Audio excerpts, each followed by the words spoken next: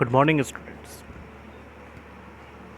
आज class 7 chapter 1 the language of chemistry में हम केमिकल इक्वेशन के बारे में बात करेंगे। केमिकल इक्वेशन है क्या? हमने अभी तक सिंबल, कंपाउंड ये सब जाना। अब है केमिकल इक्वेशन। केमिकल चेंज को जिस तरीके से उसको रिप्रेजेंट करते हैं, जिस तरीके से उसको बताते हैं कागज़ के छोटे से टुकड़े पे, तो वो है केमिकल इक्वेशन। जैसे अगर कार्बन को हमको जलाना है तो उसको पर्याप्त मात्रा में ऑक्सीजन चाहिए। तो इस चीज़ को अगर हम अपनी आंखों से देखकर करना चाहें तो हमको कार्बन चाहिए होगा और उसको जलाने की व्यवस्था करनी होगी, तब जाकर हम समझ पाएंगे कि इसमें से जो धुआं निकल रहा है वो कार्बन डाइऑक्साइड है। लेकिन अगर हम इसको इक्वेशन के जरिए समझें तो कार्बन के लिए C सिंबल के तौर पे, ऑक्सीजन के लिए O2, तो ये रिएक्टेंट साइड हो गया, और अब बनेगा CO2 तो कार्बन डाइऑक्साइड, जिसको हम केमिकल इक्वेशन में ही समझ गए एक कागज़ के छोटे से टुकड़े पे। इसके बाद अगर हम मोनोऑक्साइड की बात करें तो जहाँ पे C+O अगर लिखा हुआ है तो वो CO बनकर आता है, तो इसको हम कार्बन मोनोऑक्साइड बोलते हैं। अब है क्या कि इक्वेशन कैसे होते हैं? तो दो तरीके के इक्वेशन होते हैं।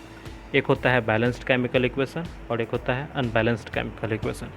बैलेंस्ड केमिकल इक्वेशन में क्या है कि रिएक्टेंट साइड में जितने भी एलिमेंट्स हैं या कंपाउंड हैं वो जितने नंबर के एटम के साथ है तो प्रोडक्ट में भी वो उतने ही नंबर के एटम के साथ होगा, तो वो बैलेंस्ड केमिकल इक्वेशन है।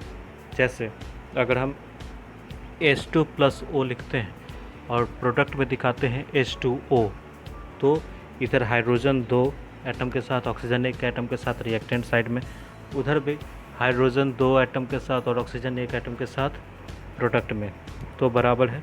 तो यह बैलेंस्ड केमिकल इक्वेशन है। लेकिन अनबैलेंस्ड केमिकल इक्वेशन में क्या? जैसे अगर हम इसमें Al और O3, एक तरफ रिएक्टेंट साइड में Al2O3 लिखते हैं और प्रोडक्ट में हम AlO3 लिखते हैं, ठीक है, तो दोनों तरफ अब बराबर नहीं है। Al2+O3 लिख रहे हैं तो यहाँ एल्युमिनियम 2 है और ऑक्सीजन 3 है। लेकिन जब हम AlO3 लिख रहे हैं तो वहाँ एल्युमिनियम 1 है, ऑक्सीजन 2 है, तो रिएक्टेंट और प्रोडक्ट साइड में अंतर आ गया। तो इस तरह का जो इक्वेशन है इसको हम अनबैलेंस्ड केमिकल इक्वेशन बोलते हैं, और इस तरह से छोड़ देना गलत है, और इस तरह से हम छोड़ेंगे तो हमारा इक्वेशन कभी भी सही नहीं रहेगा। तो इसके लिए हमको इसको बैलेंस करना पड़ता है। जब हम देखते हैं कि रिएक्टेंट साइड में एल्युमिनियम 2 एटम के साथ है और ऑक्सीजन 3 एटम के साथ है, तो प्रोडक्ट में भी हमको एल्युमिनियम 2 एटम के साथ और ऑक्सीजन को 3 एटम के साथ ही रखना है। तो ये बन जाता है 2Al+O3 रिएक्टेंट साइड में और प्रोडक्ट साइड में Al2O3। तो ये चीज़ें हैं, और इसको कैसे बैलेंस्ड करते हैं ये हम नेक्स्ट क्लास में जानेंगे। अभी इसकी ज़रूरत नहीं है, या फिर अगर आपको लगता है कि आपको समझना है तो आप बताएं, इसको अलग से इसकी व्यवस्था की जाएगी समझाने की। इसके बाद जब हम इक्वेशन दे रहे हैं तो एक तो रिएक्टेंट साइड और एक तो प्रोडक्ट साइड तो हमको दिखाना ही है। इसके साथ साथ बीच में एरो हेड भी देना है। तो इसके कुछ अपने रूल्स हो जाते हैं। रूल क्या है? एक तरफ LHS और एक तरफ RHS।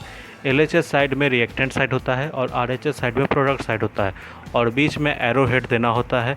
एरो हेड से क्या पता चलता है कि रिएक्टेंट साइड में जितने भी एलिमेंट या कंपाउंड रिएक्ट किए हैं तो प्रोडक्ट साइड में उनका रिएक्शन बनकर आ रहा है कि इस चीज़ से ये बना, तो बीच में एरो हेड देना ज़रूरी होता है। तो ये है रूल। इसी के साथ ये चैप्टर ख़त्म होता है।